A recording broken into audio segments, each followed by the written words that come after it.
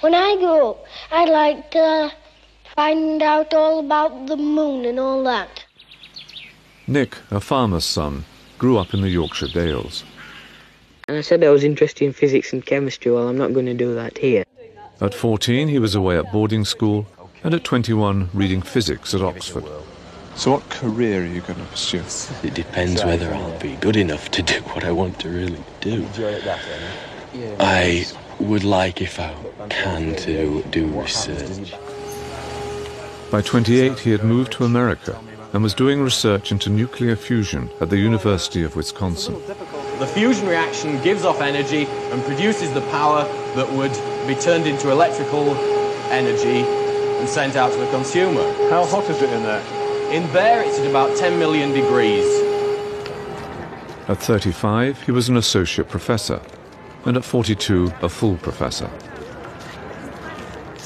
And I've spent the last year and a half writing a couple of books. My ambition as a scientist is to be more famous for doing science than for being in this film, but unfortunately, Michael, it's not going to happen. Over the years, Nick's research hit trouble, and by 49, he's had to abandon it because the containers needed to store the hot gases couldn't be developed. Was there a moment when you realised that all you'd been doing wasn't going to work out? I think it was more gradual. I didn't want to admit it for quite a while. I mean, I really believed in it. It was a huge letdown. So the area that I'm looking at is this times this. I don't know why I have a compulsion to teach, really. It was just always there in me. I just wanted to do it. I thought I'd be good at it. When I go into a classroom full of undergraduates, I try and explain to them why they might want to try and do it. That's my little attempt to open a little door for them. So I'm hoping that you will remember me being very stupid and going, ow, there's arrows coming out of here. Can we do that? Any chance of that? Okay. They can get information from a book. I have to keep them awake and make the information a bit more interesting than a book. I'm doomed to do this over and over and over. Okay, well, I didn't even know it was happening, so it was interesting because, Nobody's ever said that I was a typical engineer. Of course they don't. They don't. The undergraduates tell jokes about engineers, and the only one I can repeat to you is, how can you tell if an engineer is an extrovert? And the answer is, he looks at your shoes when he's talking to you. Even though he's clearly a megastar, it's like... Somebody came up with a theory recently that a lot of scientists and mathematicians are just borderline autistic. I could easily be borderline autistic, I don't quite get how other people feel about things sometimes, Do you have a girlfriend? I don't want to answer that. I don't answer those kind of questions. I thought that one would come up because when I was doing the other one, somebody said, what do you think about girls? And I said, I don't answer questions like that. Is that the reason you're asking it? Yeah, I thought so. The best answer would be to say that I don't answer questions like that, but I mean, it was what I said when I was 7, and it's still the most sensible, but I mean, what about them?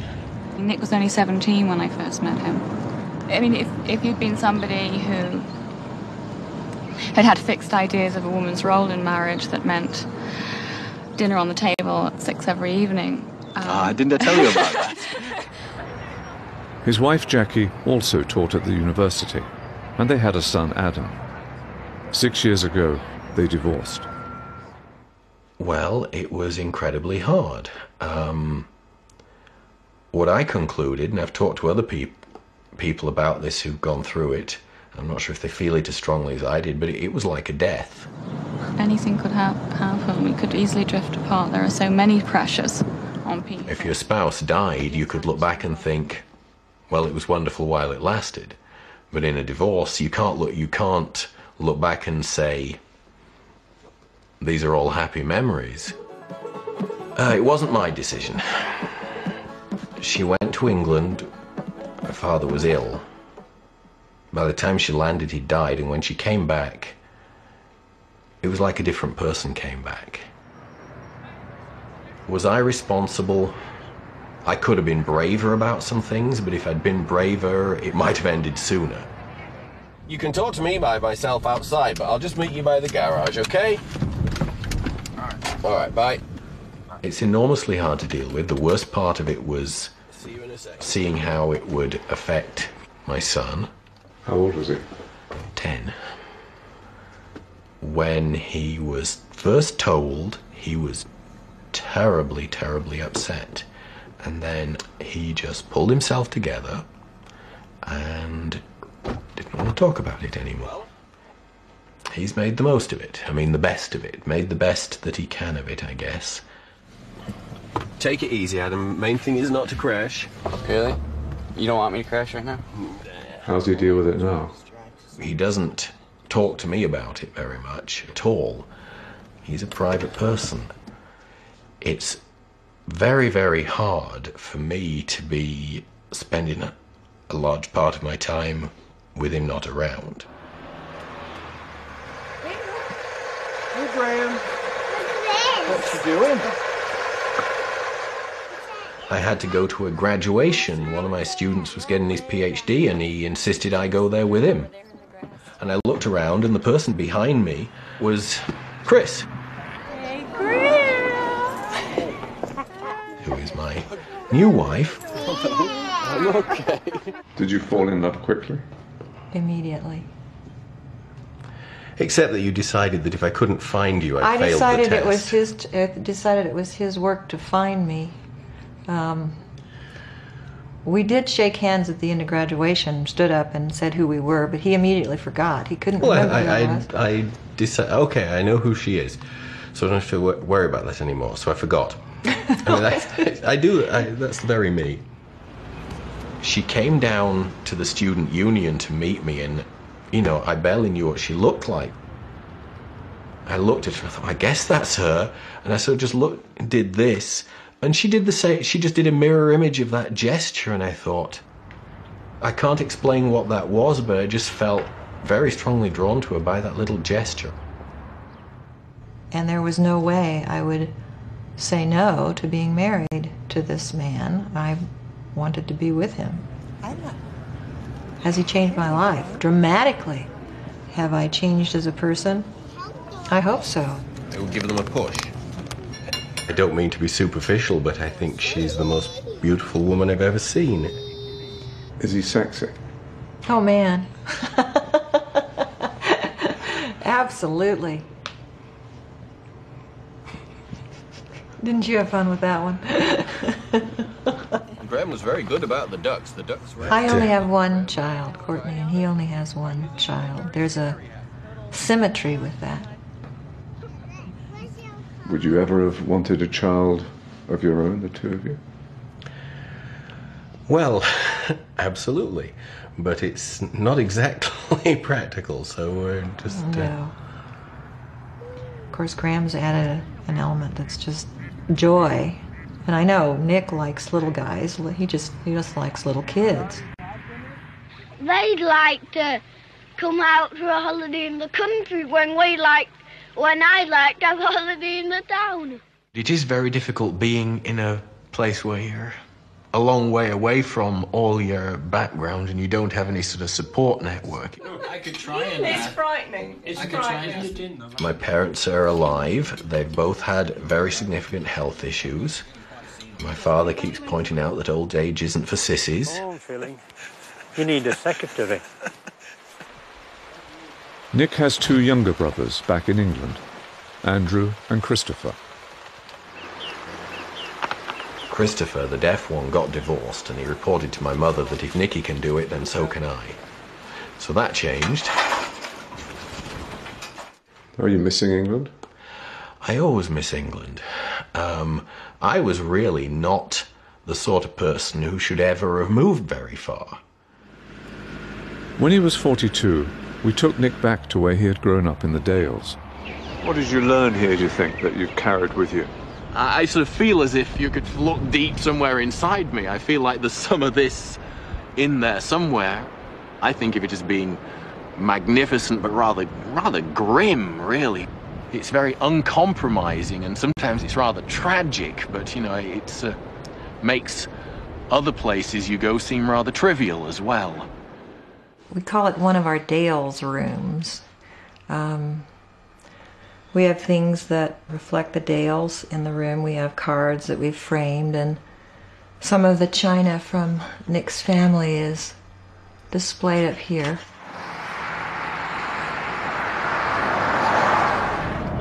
Well, we're driving from Madison to Minneapolis because Chris lives in Minneapolis and I live in Madison, so we go up and down alternate weekends.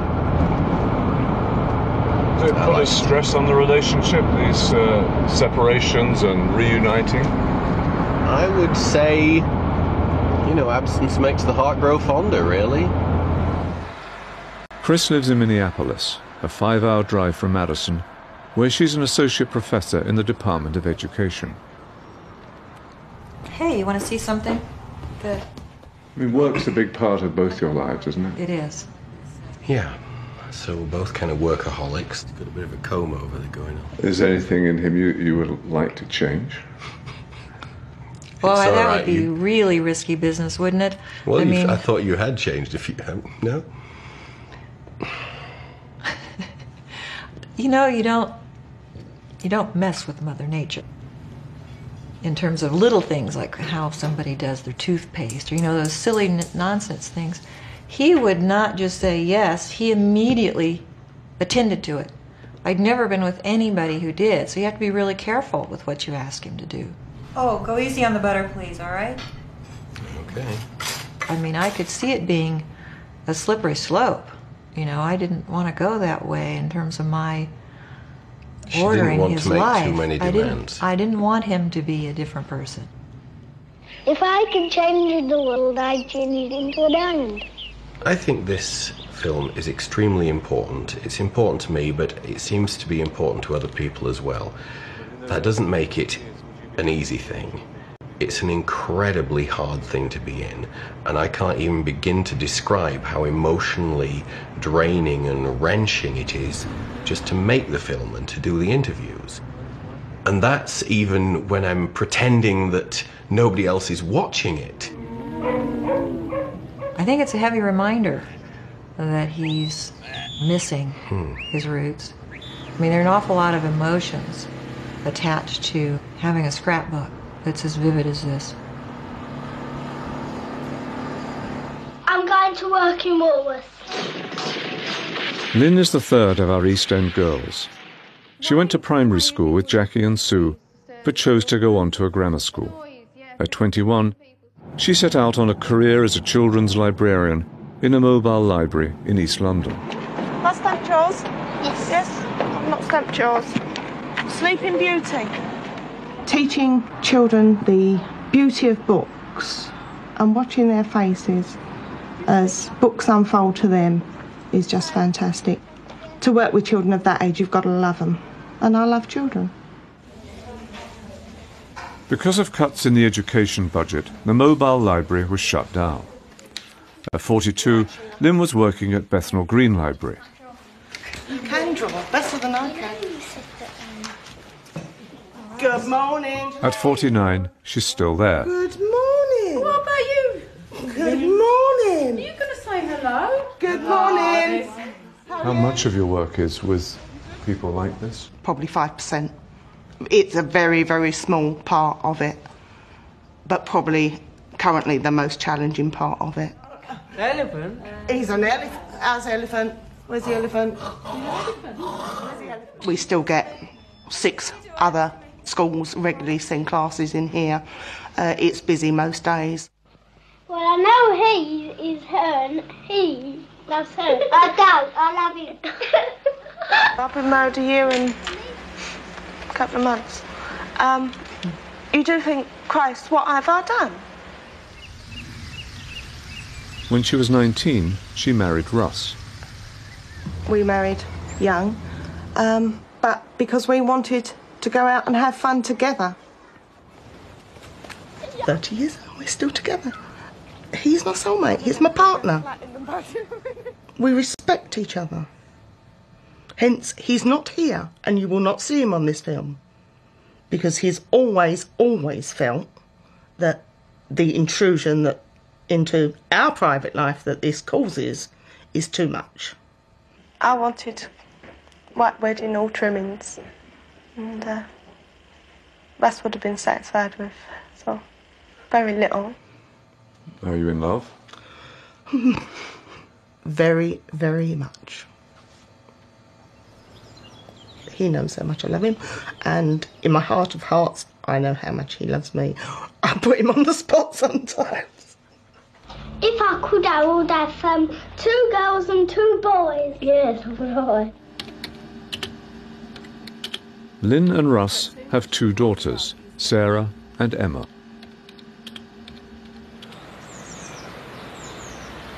Emma's the installation coordinator for in the company. Sarah is an accessories buyer. It's a family-run business.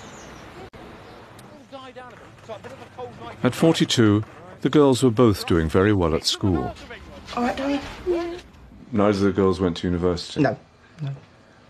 Was that disappointing to you? No, their choice. We discussed it.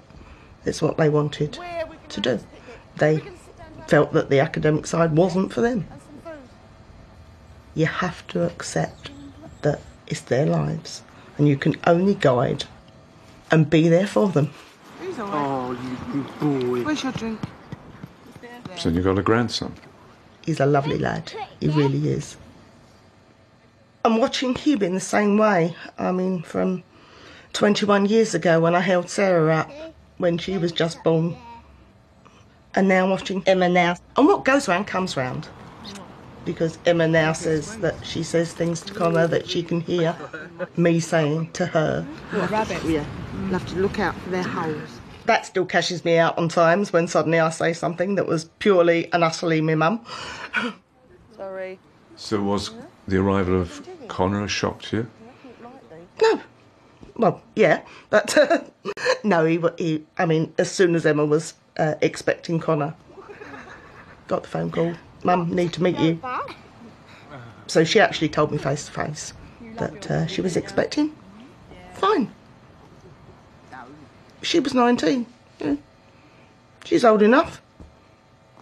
Watch it, you. You'll go to bed as well. When she was 35, Lynn was having health problems. They stuck all these tubes up inside me and discovered that I got these veins up here that shouldn't be there. In your brain? Mm-hmm. And what can they do about it? Not a lot at the moment. No change. It's not going away, but it's no more problems, nothing. And, I mean, you have the aches and pains of getting older. I got bilateral carpal tunnel syndrome in both my wrists. Guess who had it? My mother. And, but it comes and goes, hence magnetic bracelets, which help. And, but you have to overcome it. What's white? Red. Yeah, we know that's red. For the last 30 years, I banged my head against a brick wall to maintain children's services, but this time around, no one's listening. We've just done purple. They say that the work that I do, that anybody can do it. There would be no specialist running it. One. I may not have a job.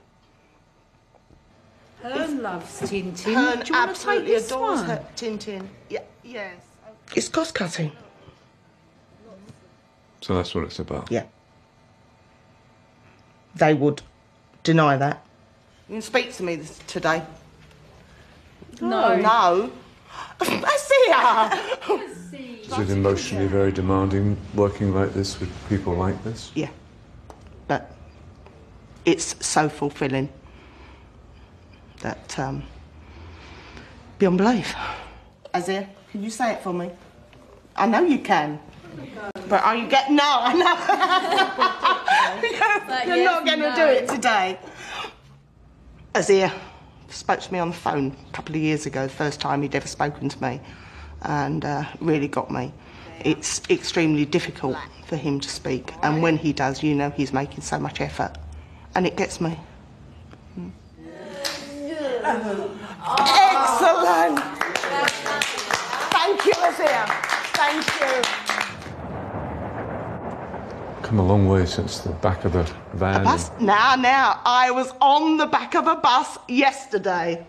We took a mobile vehicle out to a school who was having a book week just around the corner, and I had forgotten how much it sways. Where'd you stand? It's been a hell of a commitment for you, hasn't it? Yeah.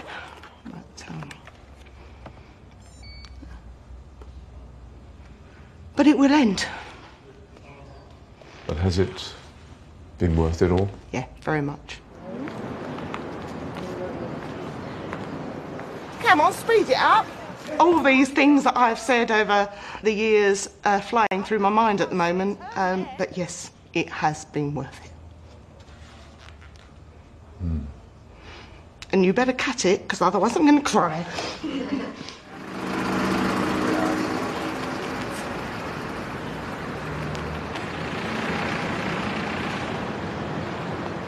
What do you think about rich people?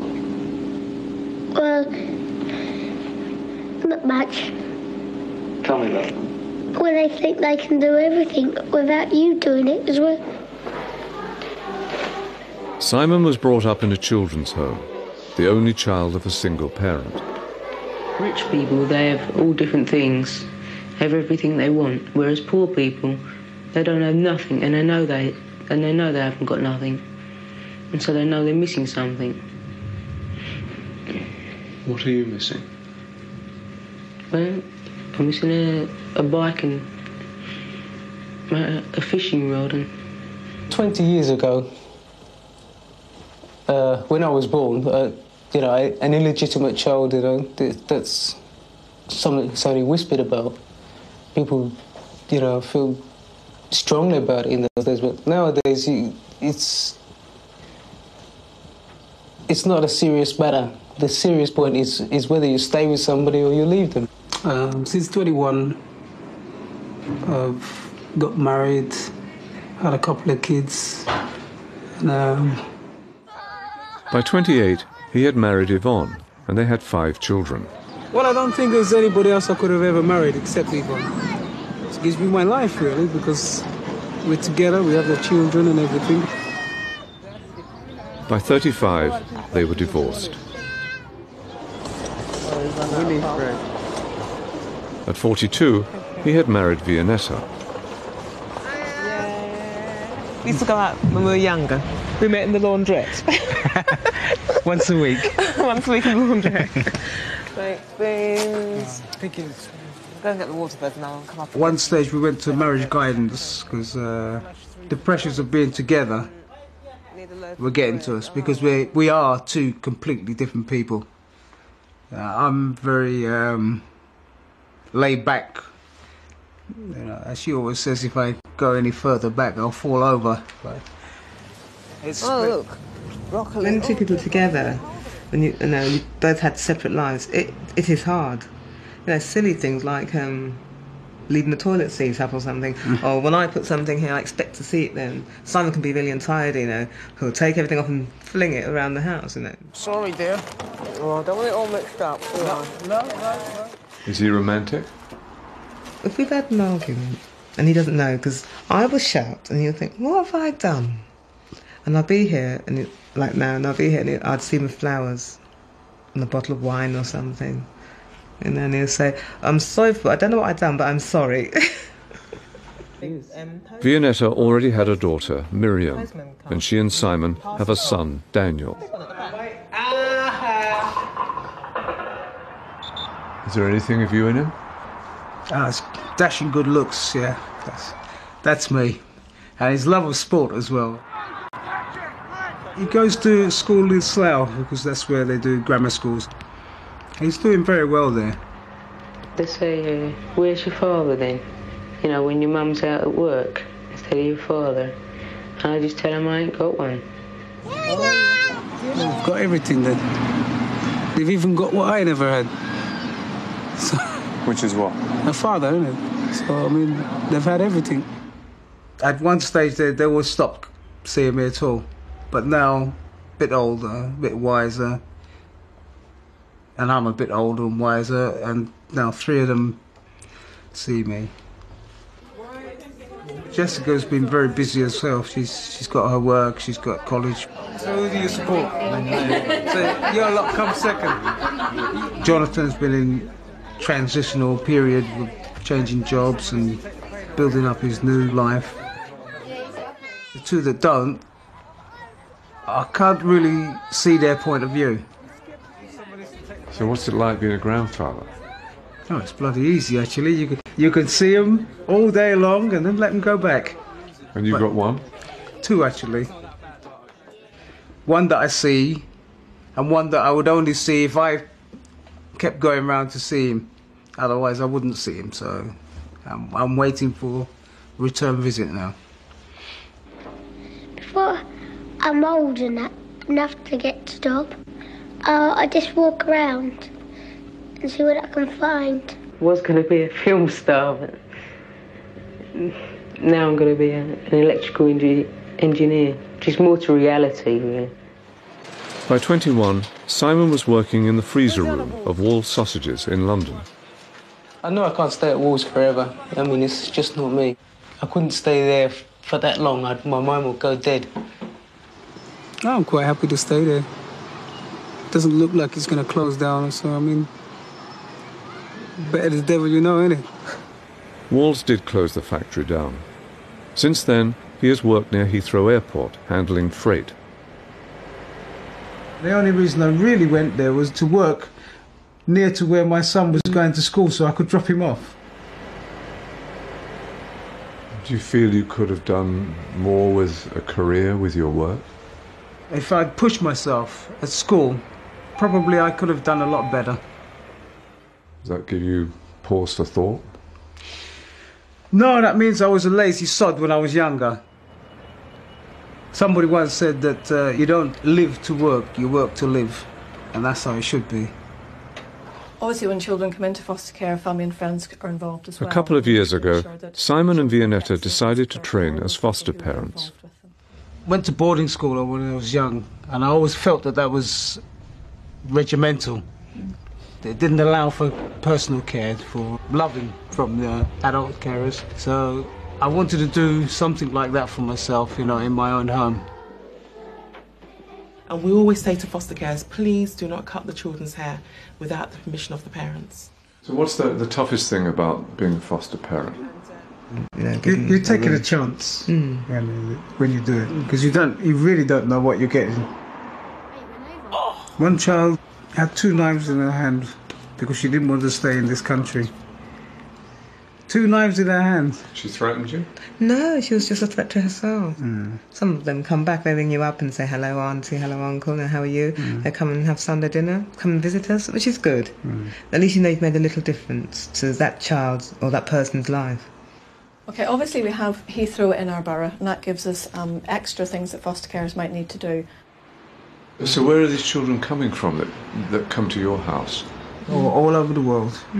So anywhere. Anywhere.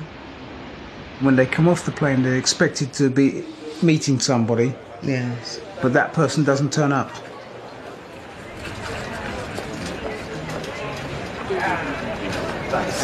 How you doing? Simon had been at the children's home with Paul, so he brought Paul back from Australia to reunite them. It's good though. Yeah. And you can see Windsor Castle from that house. Oh, look at that. We don't actually see each other, touch each other, but we're living each other's lives. Yeah. Every 7 years it all comes back, and we get up to this far, and we've done this, and you've done that.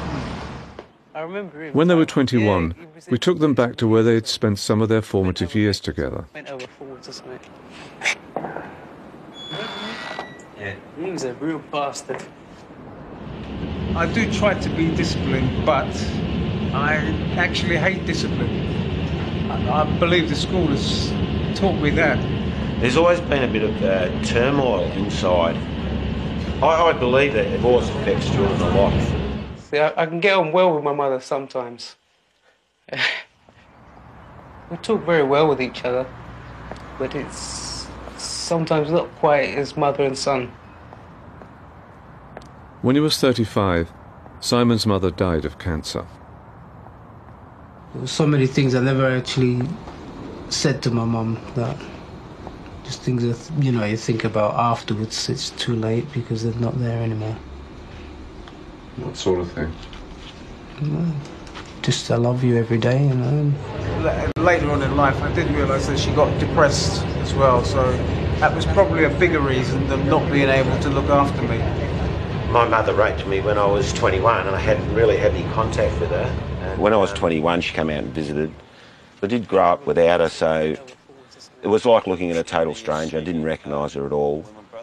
So there was no real in-depth feeling there.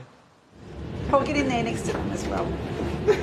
Come on, let me get you organised. Are these two guys very alike? Well, I think they're alike because they don't seem to jump into things. I'll stand back and have a little look at it.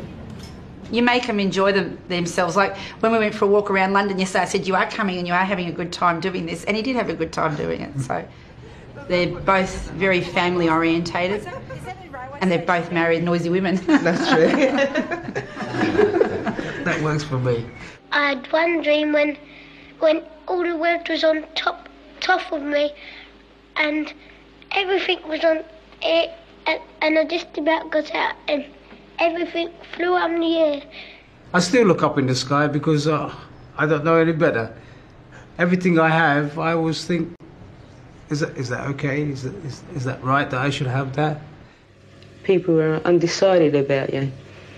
They can be your friend one day and not the next. I wanted to be a boxer, actor, but I never actually really wanted them. I just wanted to be liked. Paul actually that's all he ever wants out of people, is just people to like him for who he is and what he is without having to put on any false pretences. I think that's why he doesn't open himself up to people. Hello, darling. Do you have any regrets, the two of you? Yes, I do. That we didn't get together earlier. I think marriage is good for me. What does she give you? Hot dinners and a warm bed. No, I don't. She gives me a balance in my life because on my own I will probably be your typical slob. Men behaving badly. We do get things done and we do things together. Because you multiply them before, so now you're dividing. Is it tough for the two of you being in these films? But I will say that I do love watching everybody else. I always hate them, to be honest. And by the end of it, I normally hate you. So direct all of my anger in one place. I read the Financial Times. I read the Observer and the Times. What do you like about it? Well, I usually look at the headlines and then read about it. At 7 years old, John, Andrew and Charles were in a private preparatory school in London. What's the point of the programme? Is the point of the programme is to reach a comparison? I don't think it is. Because we're not necessarily typical examples. And I think that's what people seeing the programme might think. Yes. Falsely. That's one of the troubles with this sort of programme. I don't really think that sort of people like us have, unless we're being seven and being rather funny, have very much to say that's very interesting. Because, I mean, we don't know very much. Well, we didn't know very much when we were 7, but we were still quite funny. What do you think about girlfriends at your age? Tell me what you think. I've got one, but I don't think much of her. They're no longer just bores who won't play this or something. They're over half of the community and they're there. And you can begin to talk to them. I don't think I financially come from the same background. Andrew didn't go for a haughty deb, he went for a good Yorkshire lass. But I mean, obviously he knew what he wanted. Does money concern you a lot? No, I think as long as one has enough to be comfortable, that's really what one should aim for. What's the most difficult thing about keeping the marriage together? I don't think it is particularly difficult, actually. We seem to manage all right. Would you say? I think so. We talk, don't we? I mean, so how is married life? Well, I still love him, if that's what you're asking. And likewise. I'm going to Charterhouse. And after that, Trinity Hall, Cambridge. Andrew went to Charterhouse and Cambridge, where he read law. I'd like to be a solicitor, and also fairly successful. At 28, Andrew was a solicitor. What qualities do you think it needs to be successful? Well, you have to have a legal ability in my business, obviously. By 35, he had become a partner. In a couple of weeks, we're going to be having our legal conference in Dublin. At 49, Andrew has left the law firm. I moved to a large industrial gases company which makes oxygen and nitrogen, hydrogen, things like that. Were you taking a chance? Yes. I've been at the same firm for over 20 years, but it's not very challenging. And changing like this, particularly quite late in your career, sort of stretches you. I think it's not a bad idea to pay for schools, because if we didn't, schools would be so nasty and crowded. Yes. So do I think so. Yeah. And the people in the schools wouldn't, and the people come rushing in. The man in charge of the school would get very angry because he wouldn't be able to pay all the masters if he didn't get any money. And education is very important. And you can never be sure of leaving your children any worldly goods, but at least you can be sure that once you've given them a good education, that's something that no one can take away. Andrew and Jane have two sons, Alexander and Timothy. Alexander's at university, he's in his first year at Newcastle. And Timothy's at boarding school. I think he'd like to go to university, but I think that's as far as he's got, really. Maybe even over the summer holidays we might start to talk to him about are there any universities he'd like to go and look at. Andrew and Jane live in London, but they have a second home in the country. Well, we bought it about just when we got married, and it was a 200-year-old barn that we bought in an auction, completely derelict, nothing in it at all except for manure. And then slowly over the years we've just been converting it. But it's really taken us up until fairly recently to do that. Ollie, come on. There's a railway line that runs along the bottom of our land. There's a fox's den down there. We've been seeing a few cubs recently. What sort of hobbies does Alexander enjoy? Well, on the odd occasion, he's quite keen on doing what we call dangerous sports. And we're going to treat him to a balloon ride, sort of in advance of his birthday, which is coming up soon. Here we go. See you later. I have actually been in a balloon once myself. It was for my father's birthday. It was all going very well until the end, when we managed to hit some trees and... Oh, don't tell me that now. We all landed on the basket all landed on its side. It's very high. Very high. Yeah, when we landed there was a request that all the ladies go downwind so that we could land on top of them. Once I had a talk to Greville, he was in my house, and I asked if he could put him out of my house because he was always getting minuses. Did you think life is tougher out there for your children than it was for you? Yes, certainly. I think it's much more competitive for children. When I leave this school, I go to Broadstairs, St Peter's Court. If you look back at us sitting on the settee at the age of 7 and I was saying what I was going to do, it's as if my life was mapped out for me. Trinity Hall, Cambridge. You know, you could never get a child doing that now, saying I'm going to go to Cambridge. Things have become less certain as a result. And you three on that settee had huge opportunity. We did, absolutely, yeah. Well, I think boarding makes you feel self-sufficient. And also it teaches you to be away from your parents and to live with people. And who was the big influence in your life in giving you a sense of proportion and value? Well, obviously it's your parents. You know, they bring you up for the first 18 years of your life. Well, I have my bath at 6 o'clock, And then... Do you ever look back and think, is there anything you would like to have been different from what it was? I think from my point of view, perhaps as the children were growing up, I'd have liked to have spent a bit more time at home with them rather than in the office. But that's something that, you know, obviously it's too late to do now. So everything we say, they'll think, oh, that's a typical result of the public school system. You know, when we were 7 and 14 and 21, we were fairly prepared to say what we thought. But we've become more guarded over the years. What are you guarded about? I'm guarded about being guarded.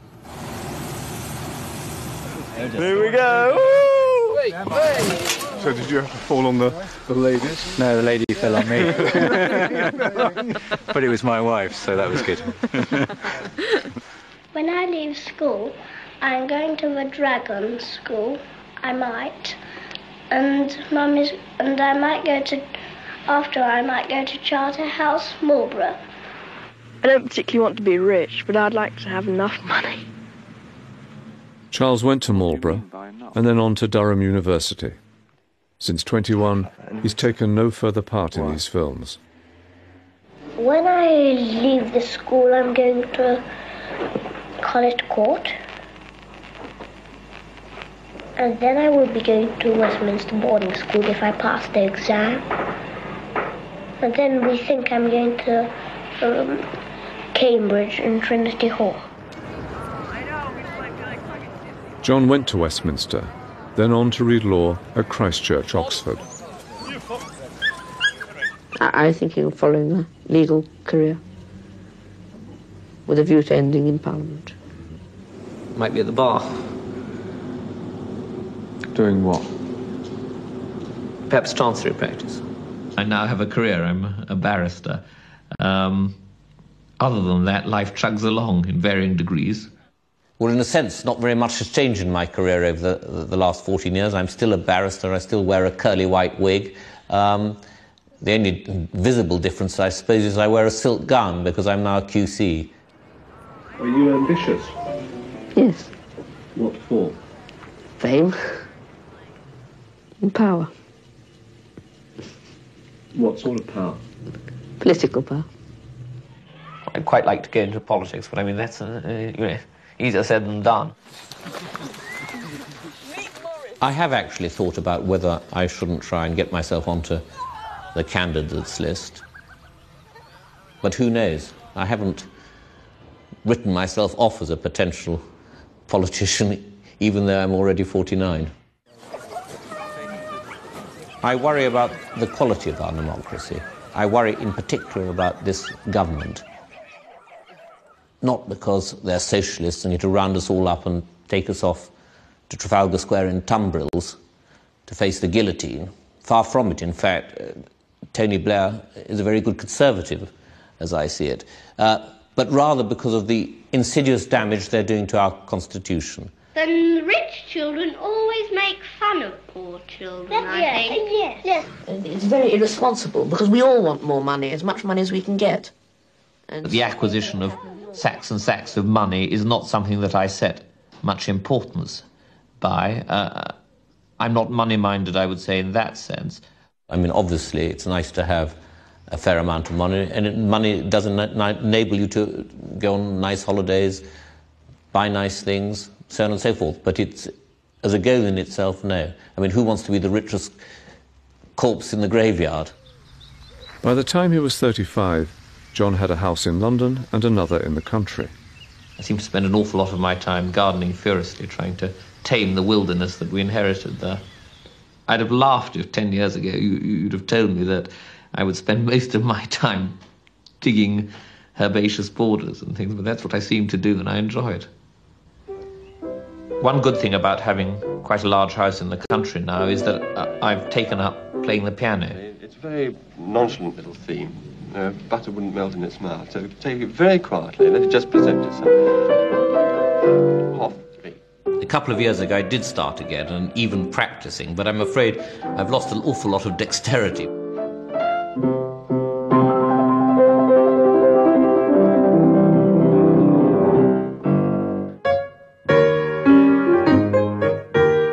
Whether it's old age and arthritis or whether it's falling off horses too many times, I don't know. But I mean, I don't feel I've got quite the dexterity in my fingers. Certainly, I can never tell the difference between you playing and the CD playing when I'm out of the room. Yeah, very good. Very good. Well, she's very diplomatic. No, it's true. When boys go around with girls, they don't pay attention to what they're doing. Yes, as my grandmother had an accident because a boyfriend was kissing his girlfriend in the street. By 35, John had married Claire, the daughter of a former ambassador to Bulgaria. It is coincidental that we met, but it's obvious that the Balkan connection was a strong mutual interest.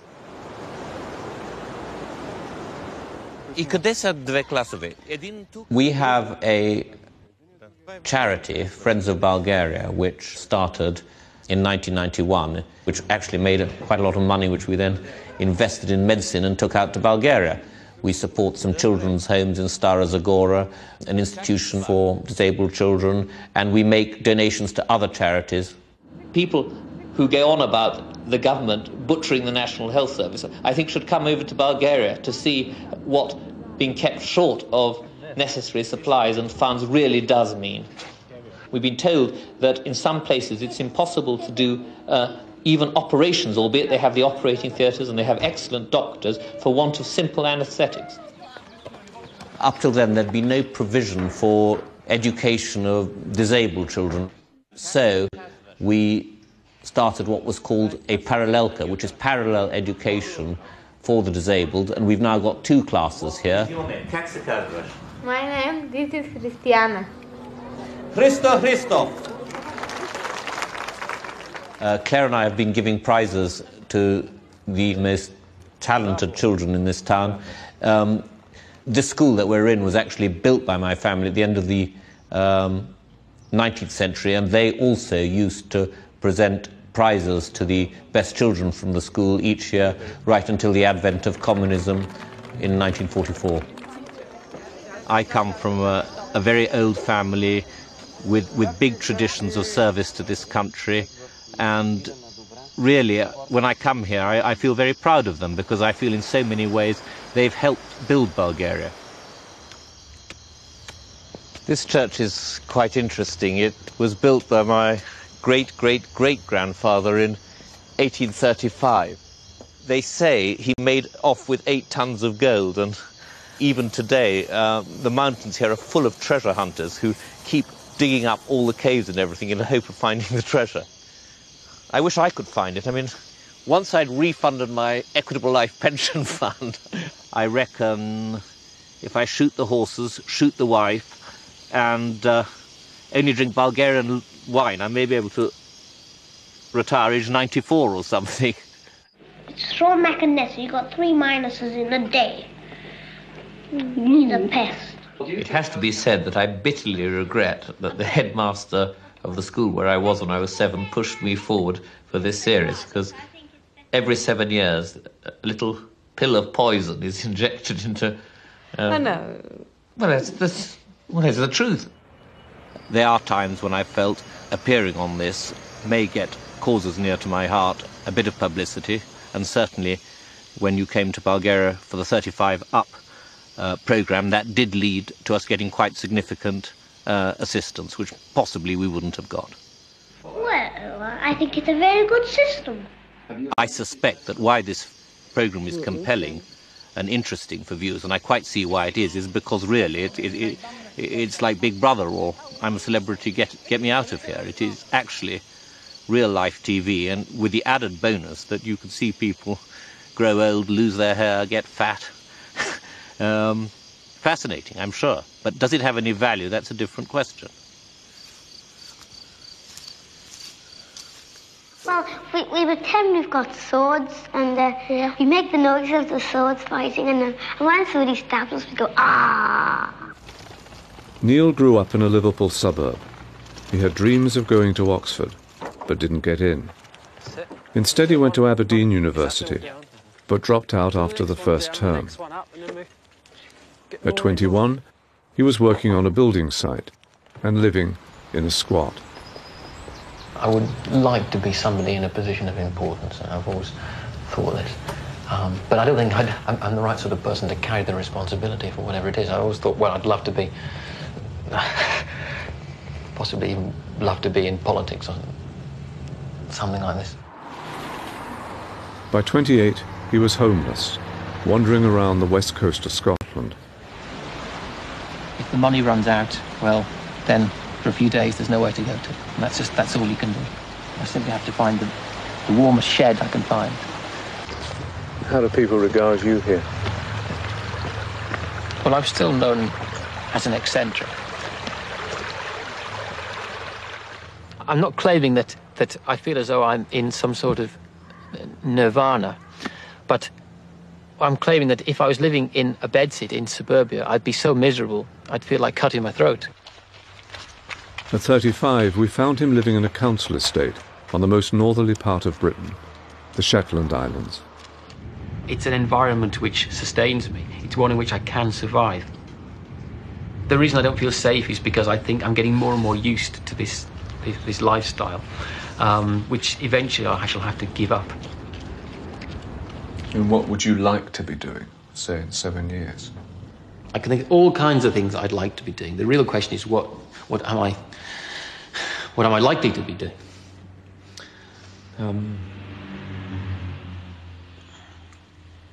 What are you likely to be doing? And that's a horrible question. I tend to think the most likely answer is that I'll be wandering homeless around the streets of London. But with a bit of luck, that would happen.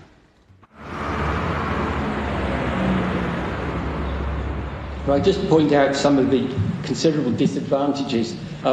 First of all, they are geographically isolated. By 42, Neil had moved to London and was a Liberal Democrat on Hackney Council.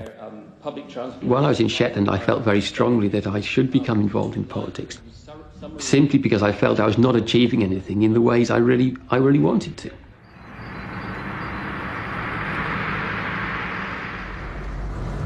So I didn't expect to see you driving, Neil. Well, neither did I. I mean, if you'd asked me that question a few years ago, I would have been surprised. Well, it was my brother's wife's car, and fortunately she was about to change vehicles at the time, and they let me have it without charge, which was really a very magnanimous gesture. At 49, Neil has left London, moved to Cumbria in the northwest of England, and become a member of the local district council. Thank you, Chairman. Fairly simple. It was a committee decision, a majority decision. His own group on the establishment committee agreed with the decision. Councillor Hughes? Well, for Councillor Niland's information, Councillor Cook has reconsidered his the opinion he ventured at that meeting. I'm a Liberal Democrat. I'm standing for the County Council for this seat, which is 400 square miles in size. So it's a huge constituency, and this is only one of the 84 seats. And who has the seat at the moment? It's a Conservative councillor at the moment. Big majority? Significant. There's a lot of work for me to do. If not this time, maybe next time. What are the chances this time? I'm doing my best. Funnily enough, when I first came up here, I was considering giving it up altogether. But after only about 2 days, after that I just got involved again, so maybe it's impossible to give up politics. Well, a great deal of respect for the Liberal Democrats, but I think that I won't vote for them this time because I'll vote for Mr McLean, and in particular he's keen on to preserve our way of life in the country, with hunting in particular. Well, it's going to very disadvantage us because we've changed our farming policy since foot and mouth. We went out to dairy cows. Well, certainly more people vote. Perhaps they see the impact on their lives more starkly than people do in the city. I found in London, many parts of London, there was a huge apathy because it seemed, like they used to say, it doesn't matter who you vote for, the government always gets in. So, I mean, when I saw you 7 years ago, you seemed content, happy in London. So why the change? I neither felt that I was satisfying the community around me, nor did I feel I was satisfying myself. And that was obviously not an ideal situation. At 42, when Neil first arrived in London from the Shetland Islands, he lodged with Bruce. He was a model host, although he did always insist on measuring the amount of bath water there was in the bath. I'm not quite sure why that was. He'd find the fridge a bit noisy, so turn it off, or if I had to Hoover, you'd walk around the block, or... No, I accept that I wasn't the model logic in every way. And however, that only emphasises how patient you actually were. I've had little contact with Bruce. We've exchanged 1 or 2 letters, but maybe ours was a friendship which flourished, and it was a genuine friendship in the circumstances in which we found ourselves in London. I think that's what happens in life, that people you're close to, and then circumstances drift you apart, and you find other people, and you wonder now and again what's happening to them, and hope they're all right. But that's what happens in life. In the winter, if you lived in the country, well, it was just all wet, and there wouldn't be anything for miles around. I feel, especially sometimes when I'm on my own, that I'm losing touch with the way other people live. Do you worry about your sanity? Other people sometimes worry about it. Like who? As I said, I sometimes can be found behaving in an erratic fashion. I sometimes get very frustrated, very angry, for no apparent reason, for a reason which won't be apparent to other people around me. Do you ever think you're going mad? Oh, I don't think it, I know it. Well, because we're not allowed to use the word mad, but, I think most people are mad here, really. How's your health? It's probably very good at the moment, and living in this rural setting is obviously healthier than living in the middle of a city. There is less stress. I ended up with a former council flat, which is nothing luxurious, but I was lucky to get it, and as soon as I could see the view out of my window across a stream and trees and the hills in the background, I knew I was in the right place. I know that many people say they feel closer to God in the countryside. I wouldn't want to be simplistic about it, but because one is much closer to natural life, one's therefore much closer to the springs of life. Yes, I'd say I believed in God. Are you religious? Well, I go to church with my parents on Sundays. I don't know even now whether I do believe in God or not. I've thought an awful lot about it, actually, and I still don't know. And how's he been treating you? Well, I said to somebody last week that I preferred the Old Testament to the New Testament, because in the Old Testament, God is very unpredictable. And that's, I think, how I've seen him in my life. My Jesus, my Saviour, Lord, there is none like you. Tower of refuge and strength. Remembering Jim and Anne, and Bruce and Julia, and Doreen as well, and also John. I was first a lay reader in London, and after completing a little more training, I was re-licensed by the Bishop of Carlisle. Nature is lovely, nature is made by God, but it's lovely. It gives me the peace of mind to accept when things don't go the way they want to. Politics can be a very bruising game. I will maintain my faith. I will continue to trust in God. Yes. I'm absolutely sure that my faith has helped me through these difficult times. Would you ever see having a career in the church? While I have a dedication to the church, I haven't experienced what I call a calling into the priesthood or anything of that kind. So the answer is no at the moment. When I grow up, I want to be an astronaut. But if I can't be an astronaut, I think I'll be a coach driver. If the state didn't give us any money, it would probably just mean crime. And I'm glad I don't have to steal to keep myself alive.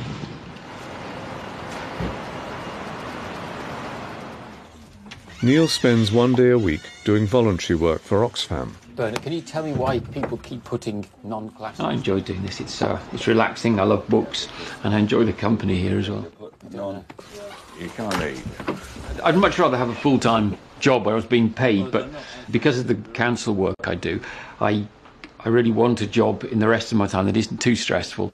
Well, these are all $6.99 new, so I'm putting them in at $1.99. I get just over £200 a month allowance for being a counsellor. On top of that, I get £9 a week job seekers allowance, and because I'm entitled to the job seekers allowance, I get my housing benefits as well, which pays my rent.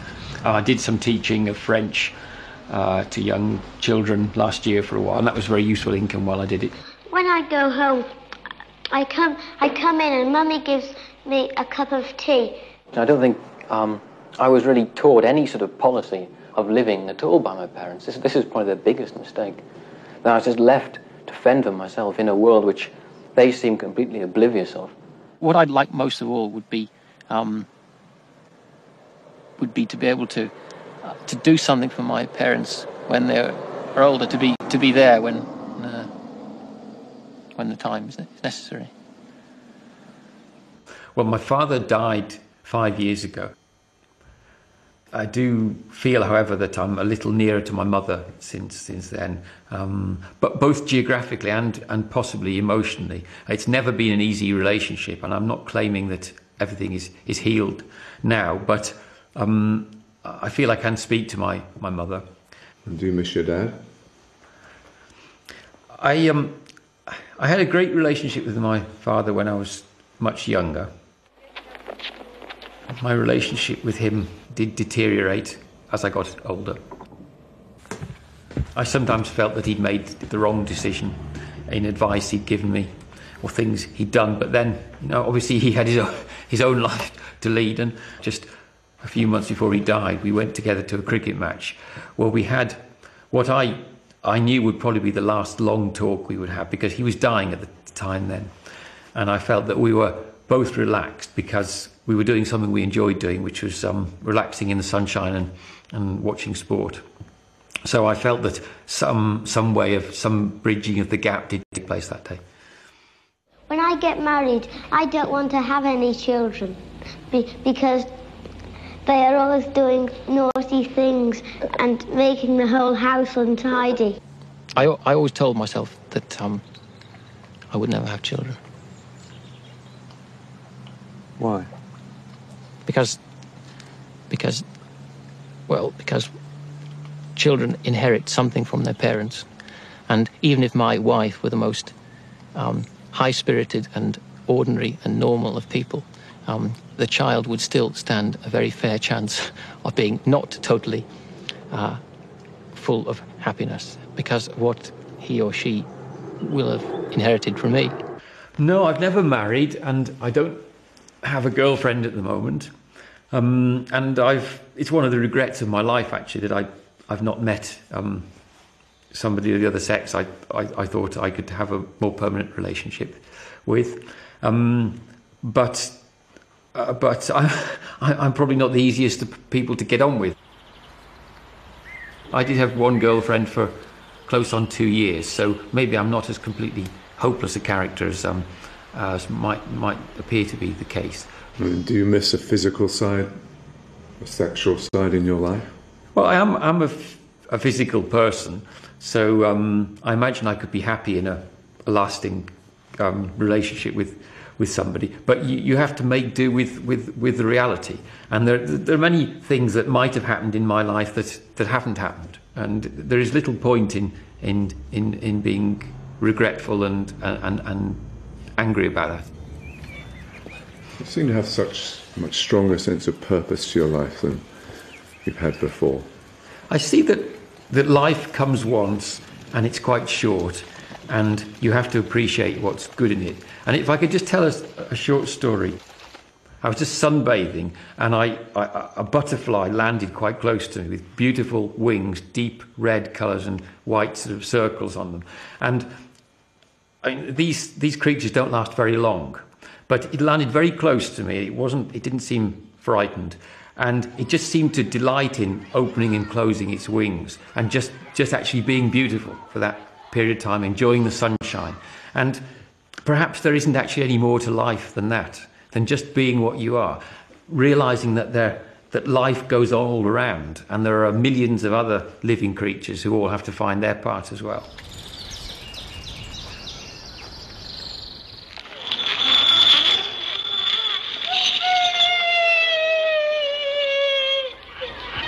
At the end of their very special day in London, after their trip to the zoo and the party, we took our children to an adventure playground where they could do just what they liked. Those from the children's home set about building a house.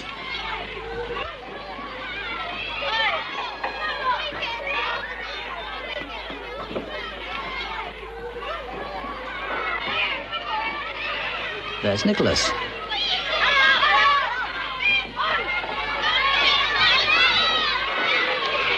And Tony.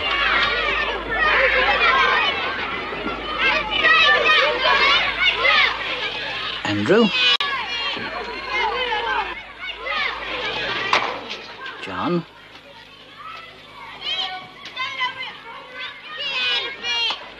And Bruce.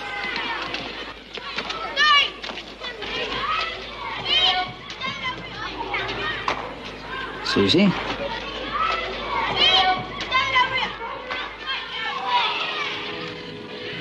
Jackie and her friends.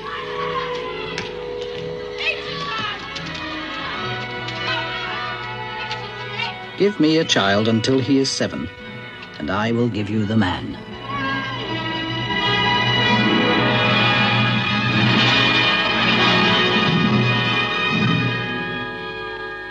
This has been a glimpse of Britain's future.